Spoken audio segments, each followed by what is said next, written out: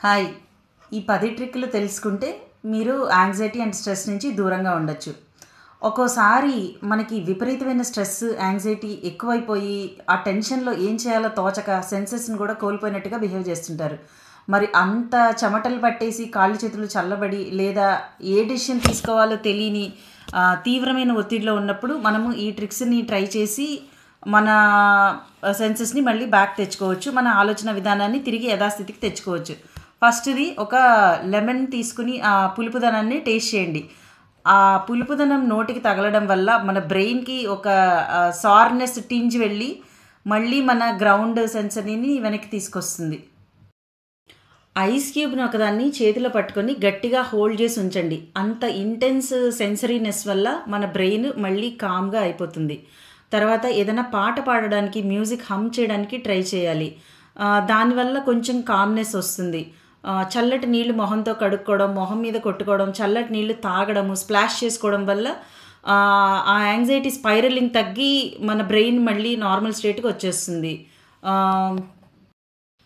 Chewing gum ఒకటి నవలడం వల్ల మీ బ్రెయిన్‌కి మీరు సేఫ్‌గానే ఉన్నాను, ఎక్కడ ఎటువంటి హాని జరగట్లేదు అన్న సిగ్నల్ వెళ్తుంది.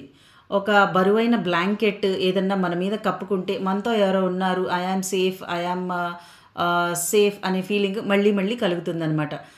తర్వాత గ్రౌండింగ్ యాక్టివిటీ అంటాం. అంటే గ్రౌండింగ్ సెన్సరీ యాక్టివిటీస్ 5, 4, 3, 2, 1. 5 విషయాలు మీకు కనపడేవి, 4 విషయాలు మీరు వినేవి, 3 విషయాలు మీరు స్మెల్ చేయగలిగేవి, ఒక 2 విషయాలు మీరు టచ్ చేయగలిగేవి, ఒక్కటి మీరు తినగలిగేది ఏమైనా ఉంటే మీ చుట్టుపక్కల ఉన్న వాటన్నిటిని కూడా ఐడెంటిఫై చేయాలన్నమాట. దాన్ని మనం సెన్సరీ గ్రౌండింగ్ ఎక్సర్సైజ్ అంటాము. దీనివల్ల పానిక్ అటాక్స్ ఇమీడియట్‌గా ఆపేయొచ్చు. ఇంకొకటి పవర్ పోజ్. అంటే స్ట్రైట్‌గా నిలబడి నడుము మీద చేతులు పెట్టుకొని నిటారుగా ఇలా ఉండి ఒక స్టిఫ్‌నెస్ తీసుకొస్తే బాడీలోకి నేను ధైర్యంగా ఉన్నాను, నాకేమీ అవ్వలేదు అన్న సిగ్నల్ బ్రెయిన్‌కి వెళ్తుంది.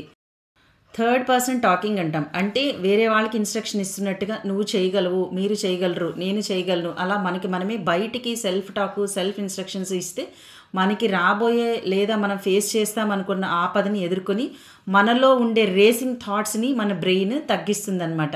సో, మన బ్రెయిన్ ఒక సర్వైవల్ మిషన్ లాంటిదండి. అప్పుడప్పుడు దాన్ని సర్క్యూట్ బ్రేక్ అవుతుంటుంది. ఇలాంటి చిన్న చిన్న పనులు చేయడం ద్వారా దాన్ని మళ్ళీ తిరిగి రీసెట్ చేసుకోవచ్చు.